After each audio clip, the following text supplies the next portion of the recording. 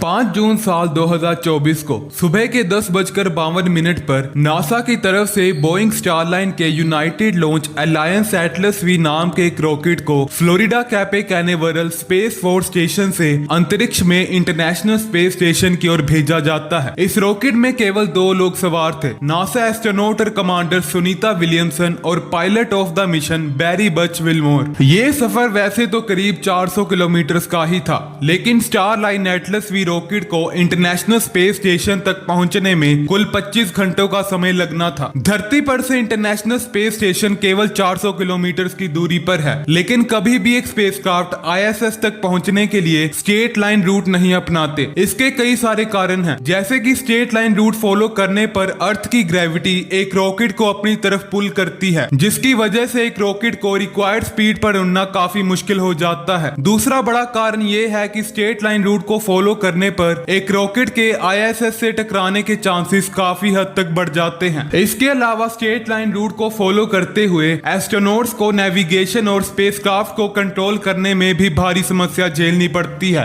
ऐसे ही कई सारे कारण हैं जिसके चलते एक रॉकेट या स्पेसक्राफ्ट को स्ट्रेट लाइन रूट को इस्तेमाल करने की बजाय अपनी मंजिल तक पहुंचने के लिए कर्व ट्रैजेक्टरी को फॉलो करना पड़ता है। कर्व ट्रैजेक्टरी में एक रॉकेट सीधा उड़ने की बजाय अपनी मंजिल तक पहुंचने के लिए धरती के ऑर्बिट में सर्कुलर मोशन में कई सारे चक्कर लगाता है, जिसे ऑर्बिटल मैन्योवर या ऑर्बिटल रेंडेजस भी बोला जाता है। कर्व ट्रैजेक्टरी के जरिए अपनी मंजिल तक पहुंचने में एक रॉकेट को स्ट्रेट लाइन रूट के मुकाबले कहीं ज्यादा समय लगता है। ठीक ऐसे ही कर्व ट्रैजेक्टरी को अपनाते हुए 25 घंटों का सफर तय करने के बाद बोइंग स्टारलाइनर 6 जून दोपहर के 12:15 पर इंटरनेशनल स्पेस स्टेशन तक पहुंच जाता है। लेकिन आखिर ये आईएसएस यानी कि इंटरनेशनल स्पेस स्टेशन क्या चीज है? इंटरनेशनल स्पेस स्टेशन कई देशों द्वारा मिलकर बनाया गया स्पेस में एस्ट्रोनॉट्स के लिए एक स्टे होम है। इंटरनेशनल स्पेस स्टेशन को पूरी तरह बनकर तैयार होने में तकरीबन 10 सालों का समय लगा था और इसकी कामयाबी में 5 देशों की स्पेस एजेंसीज ने मिलकर काम किया था, जिनमें यूएस के नासा, रशिया के रोसकोस्मोस, जापान के जाक्सा, यूरोप के ईएसए और कनाडा के सीएसए जैसी स्पेस एजेंसी शामिल थी। और साल 2011 में आईएसएस पूरी तरह से बनकर तैयार हो चुका था। आईएसएस का मुख्य काम स्पेस में जा रहे एस्ट्रोनॉट्स के रहने के लिए एक जरिया मुहैया करवाना था। कई बार रिसर्च के दौरान एस्ट्रोनॉट्स को स्पेस में हफ्तों से लेकर कई महीनों तक रहना पड़ता है और उस दौरान आईएसएस उन एस्ट्रोनॉट्स के सही सलामत रहने के लिए एक घर का काम करता है। इंटरनेशनल स्पेस स्टेशन में 6 स्लीपिंग क्वार्टर्स, 2 बाथरूम, 1 जिम और 1 किचन, साथ ही लेबोरेटरीज के साथ साथ कई अन्य सुविधाएं मुहैया करवाई गई हैं। आईएसएस कभी भी अंतरिक्ष में एक जगह पर टिका नहीं रहता, बजाय इसके ये हर समय वेस्ट टू ईस्ट डायरेक्शन में धरती के इर्द गिर्द गोल गोल चक्कर काटता रहता है। आईएसएस की दोनों तरफ कई सारे सोलर पैनल्स लगाए गए हैं, जिसके जरिए ये सूर्य की रोशनी से चार्ज होता है। इंटरनेशनल स्पेस स्टेशन धरती पर बनाई गई आज तक की सबसे एक्सपेंसिव चीज है, जिसे बनाने में कुल $150 बिलियन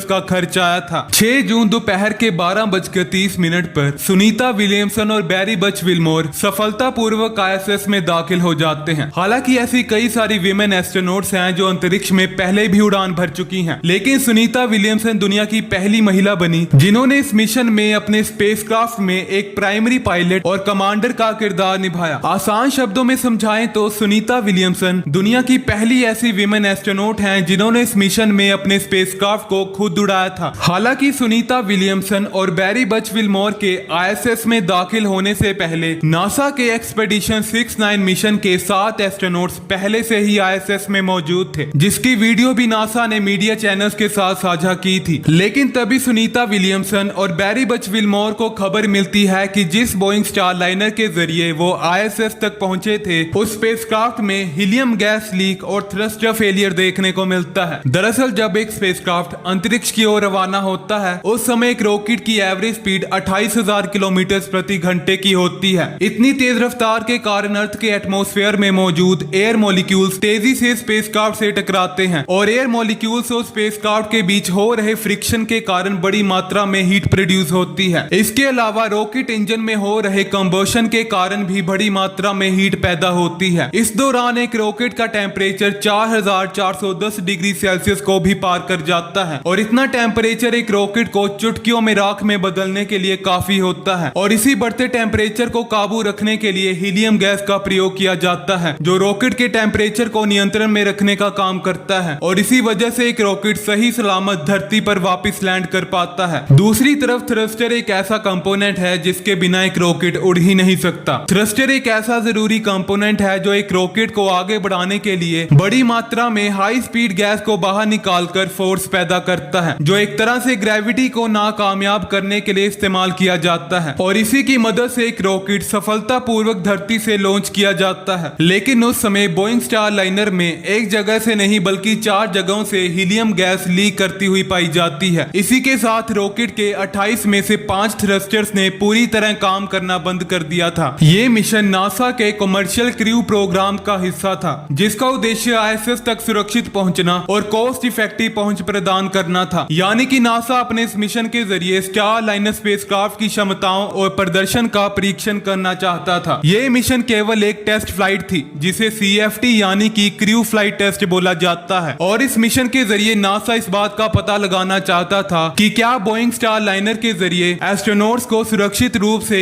ISS तक पहुंचाया और वापस धरती पर ले जाया जा सकता है या नहीं, क्योंकि इससे पहले इंटरनेशनल स्पेस स्टेशन तक पहुंचने के लिए नासा SpaceX क्रू ड्रैगन और रशियन सोयूज MS-22 नाम के स्पेसक्राफ्ट का इस्तेमाल करता था। हालांकि बोइंग स्टार लाइनर को दिसंबर साल 2019 में मिशन OFT यानी कि ऑर्बिटल फ्लाइट टेस्ट 1 के दौरान भी इस्तेमाल किया गया था, लेकिन इस मिशन में Boeing star liner without any crew launch किया गया था। इस मिशन का अहम उद्देश्य भी बोइंग स्टार लाइनर को सफलतापूर्वक ISS तक लेकर जाना था, लेकिन उस समय भी ये स्पेसक्राफ्ट मिशन टाइम क्लॉक में कुछ तकनीकी खराबी के कारण इस मिशन में सफल नहीं हो पाया था, जिसके चलते नासा द्वारा इस स्पेसक्राफ्ट को वापस धरती पर बुला लिया गया था। सुनीता विलियमसन और बैरी बच विल्मोर का ये मिशन केवल 8 दिनों का था, यानी कि 13 जून 2024 को दोनों एस्ट्रोनॉट्स को वापस धरती के लिए रवाना होना था, लेकिन तकनीकी खराबी के चलते इस तारीख को 13 जून से 22 जून में बदल दिया गया। लेकिन फिर भी कोई समाधान ना निकलने के कारण इस तारीख को फिर से बढ़ाकर 26 जून कर दिया गया, लेकिन इस दिन तक भी ये टेक्निकल इश्यूज ठीक नहीं हो पाए थे, जिसके कारण इन दोनों एस्ट्रोनॉट्स के वापस लौटने की इस तारीख को एक बार फिर से कैंसिल कर दिया गया। नासा का कहना है कि सभी वैज्ञानिक सैटेलाइट्स के जरिए जल्द से जल्द उन टेक्निकल इश्यूज को सही करने की कोशिश कर रहे हैं और जल्द ही सुनीता विलियमसन और बैरी बच विल्मोर धरती पर वापस लौटेंगे। हालांकि इस समय दोनों एस्ट्रोनॉट्स बाकी एस्ट्रोनॉट्स के साथ ISS में सही सलामत मौजूद हैं, लेकिन सवाल ये उठता है कि अगर बोइंग स्टार लाइनर की इन तकनीकी खराबियों को ठीक नहीं किया गया तो क्या सुनीता विलियमसन और बैरी बच विल्मोर कभी भी धरती पर वापस नहीं आ पाएंगे? तो ऐसा बिल्कुल नहीं है। दोनों एस्ट्रोनॉट्स को वापस लाने के लिए नासा दूसरे देश जैसे कि रशिया और चाइना की मदद ले सकता है। इसके अलावा नासा अपने ही देश के जाने माने व्यक्ति एलन मस्क की स्पेस कंपनी SpaceX का सहारा ले सकता है और इसके अलावा नासा के पास एक और विकल्प बचता है कि वे एक और स्पेसक्राफ्ट ISS तक लेकर जाएं उन दोनों एस्ट्रोनॉट्स को वापस लाने के लिए। हालांकि ये सभी विकल्प इतने आसान नहीं हैं, क्योंकि एक स्पेसक्राफ्ट को लॉन्च करने में तकरीबन 200 करोड़ रुपए का खर्च आता है। लेकिन इस स्पेसक्राफ्ट में अचानक से तकनीकी खराबी का आना आखिर किसकी गलती है, नासा की या फिर बोइंग कंपनी जिन्होंने स्पेसक्राफ्ट को बनाया था? दरअसल नासा इस मिशन की तैयारी साल 2023 से ही कर रहा था, जहां अप्रैल साल 2023 को बोइंग स्टार लाइनर को इस मिशन के लिए फ्लोरिडा से रवाना होना था। लेकिन रवाना होने से पहले प्री फ्लाइट टेस्टिंग के दौरान ही बोइंग स्टार लाइनर में कुछ सॉफ्टवेयर इश्यूज और बग्स देखने को मिलते हैं, जिसके बाद नासा और बोइंग कंपनी की तरफ से इस स्पेसक्राफ्ट के पूरे सिस्टम की गहराई से जांच की जाती है। लेकिन समय पर समाधान ना निकलने के कारण नासा की तरफ से इस मिशन को 4 महीने बाद अगस्त साल 2023 पर पोस्टपोन कर दिया जाता है। लेकिन अगस्त में भी चेकिंग के समय इस स्पेसक्राफ्ट में हार्डवेयर इश्यूज देखने को मिलते हैं, जिनमें फ्यूल टैंक्स, थ्रस्टर्स और हीट शील्ड जैसे कंपोनेंट शामिल थे, जिसके कारण एक बार फिर से इस मिशन को कैंसिल करते हुए 4 महीने बाद दिसंबर 2023 में पोस्टपोन कर दिया जाता है। लेकिन दिसंबर 2023 में भी नासा ने इस मिशन के फाइनल लॉन्च के समय स्पेसक्राफ्ट के सेफ्टी फीचर्स को अपग्रेड करने के लिए इस मिशन को जून 2024 में पोस्टपोन कर दिया था, जिसके बाद आखिरकार जून 2024 को इस मिशन को सफलतापूर्वक अंजाम दिया जाता है। लेकिन हैरानी की बात यह है कि इतनी बार बोइंग स्टार लाइनर की गहराई से जांच किए जाने पर भी